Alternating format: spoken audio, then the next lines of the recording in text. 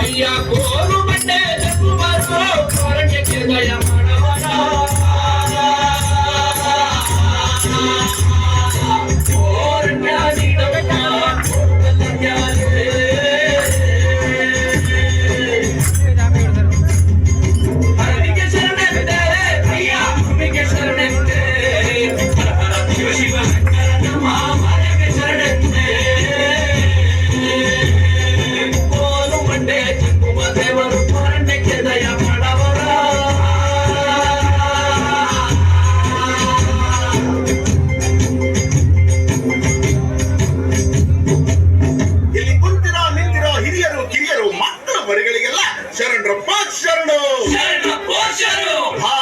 ಭಾಗ್ಯ ವಿಧಾತ ಭಾರತ ಭಾಗ್ಯ ವಿಧಾತನ ಕಥೆ ಹೇಳಕ್ ಬಂದಿದೀವಿ ಸ್ವಾಮಿ ನಾವು. ಹಿಂಗಂತ ಆಡೋರು ಮತ್ ನೋಡೋರು ನಡುವೆ ಒಂದು ಒಪ್ಪಂದ ಮಾಡ್ಕೊಂಡು ಶುರು ಮಾಡೋಣ ಸ್ವಾಮಿನ ಮಾಟನ.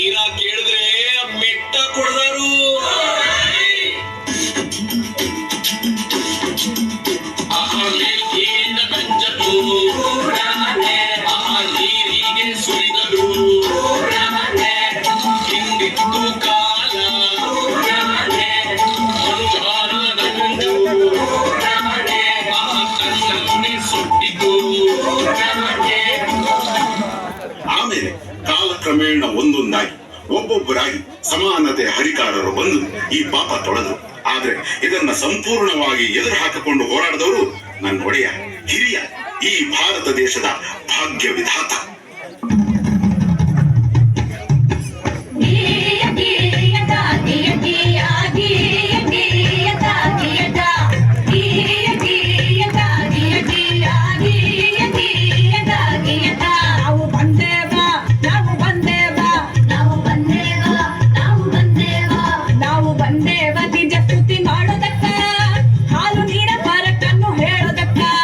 ಹಾಲು ನೀರ ಪರಕನ್ನು ಹೇಳೋದಕ್ಕಾಗಿ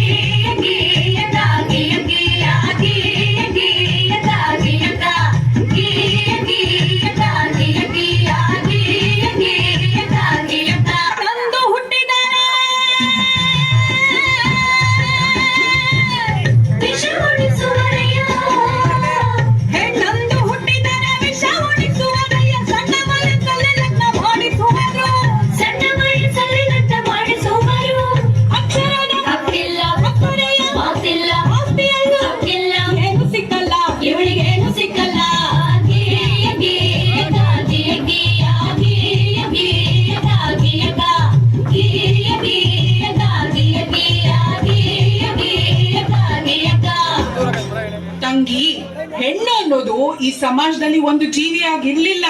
ಅವಳು ಆಸ್ತಿ, ವರ್ಣ, ವಂಶ ರವಾನಿಸೋ ಒಂದು ಯೋಜನೆ ಆಗಿದ್ಲು. ಈ ಜಾತಿ ಆ ಜಾತಿ ಸೇರ್ಬಾರ್ದು, ಆ ವರ್ಣ ಈ ವರ್ಣ ಬೆರಿಬಾರ್ದು, ಈ ಆಸ್ತಿ ಆ ಆಸ್ತಿ ಅವ್ರಿವ್ರ ಕೈ ಸೇರ್ಬಾರ್ದು. ಹಿಂಗೆಲ್ಲ ಆಗ್ಬಾರ್ದು ಅಂದ್ರೆ ಹೆಣ್ಣಿಗೆ ಯೋಚಿಸೋ ಶಕ್ತಿ ಕೊಡ್ಬಾರ್ದು.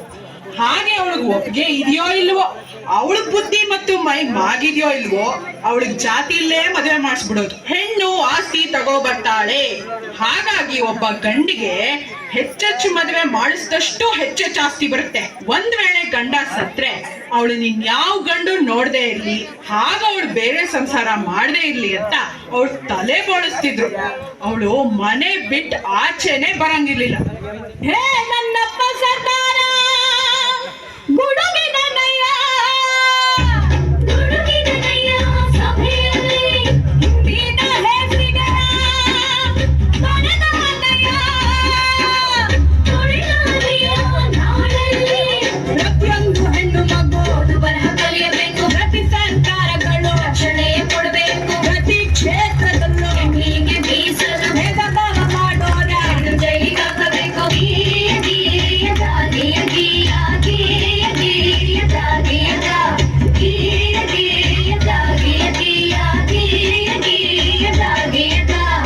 ಅದು ಅಲ್ಲದೆ ನನ್ನ ತಂಗಿ ಹೊನ್ನ ಮದರಂಗಿ, ಪ್ರತಿಯೊಂದು ಕ್ಷೇತ್ರದಲ್ಲೂ ಹೆಣ್ಣಿಗೆ ರಕ್ಷಣೆ ಇರಬೇಕು. ಹಾಗಂತ ನನ್ನಪ್ಪ ಸರ್ದಾರ ಕೊಡಿಸಿದ ಹಲವು ಸವಲತ್ತು. ಪ್ರತಿ ಕಾರ್ಖಾನೆಯಲ್ಲೂ ಪ್ರತ್ಯೇಕ ಶೌಚಾಲಯ, ಪ್ರತಿಯೊಂದು ಕೆಲಸಕ್ಕೂ ಸಮನಾದ ವೇತನ, ಹೆರಿಗೆ ರಜೆಯನ್ನು ನೀಡಬೇಕು. ಹೆಣ್ಣು ಶಿಶು ಹತ್ಯೆ ಇನ್ನು ಮುಂದೆ ನಿಷಿದ್ಧ, ಹೆಣ್ಣಿನ ಶೋಷಣೆಗೆ ಜೈಲೇ ಶತಸಿದ್ಧ.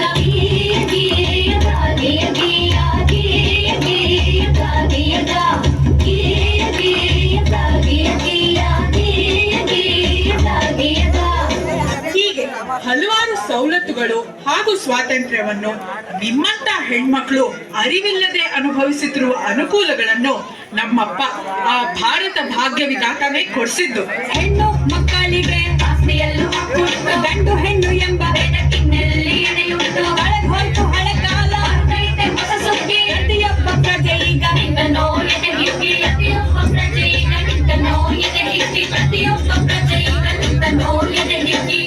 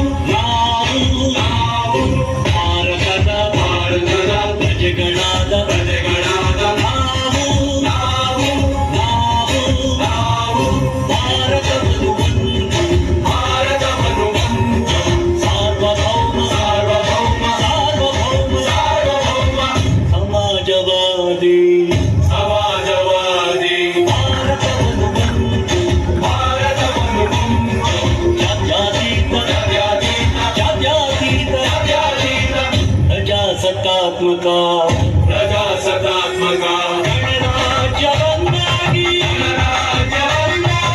ರೂಪಿಸುವುದಕ್ಕಾಗಿ ಭಾರತೀಯರೆಲ್ಲರಿಗೂ ಸಾಮಾಜಿಕ ಆರ್ಥಿಕ ಮತ್ತು ರಾಜಕೀಯ ನ್ಯಾಯವನ್ನು ವಿಚಾರ ಅಭಿವ್ಯಕ್ತಿ ನಂಬಿಕೆ ಧರ್ಮ ಮತ್ತು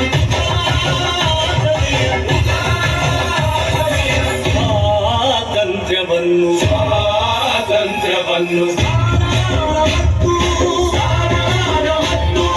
ಅವಕಾಶಗಳ ಸಮತೆ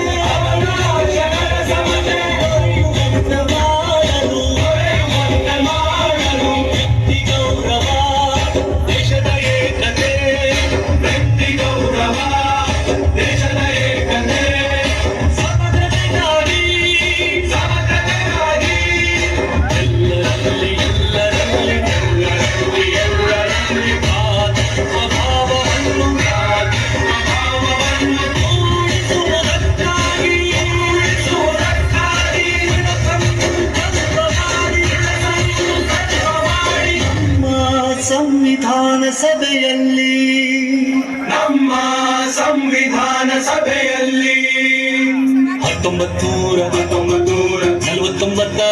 1949 ನವೆಂಬರ್ ತಿಂಗಳ 26 ದಿನ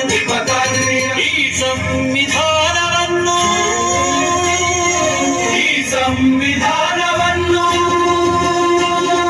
ನಮಗೆ ನಾವೇ ಅರ್ಪಿಸಿಕೊಂಡು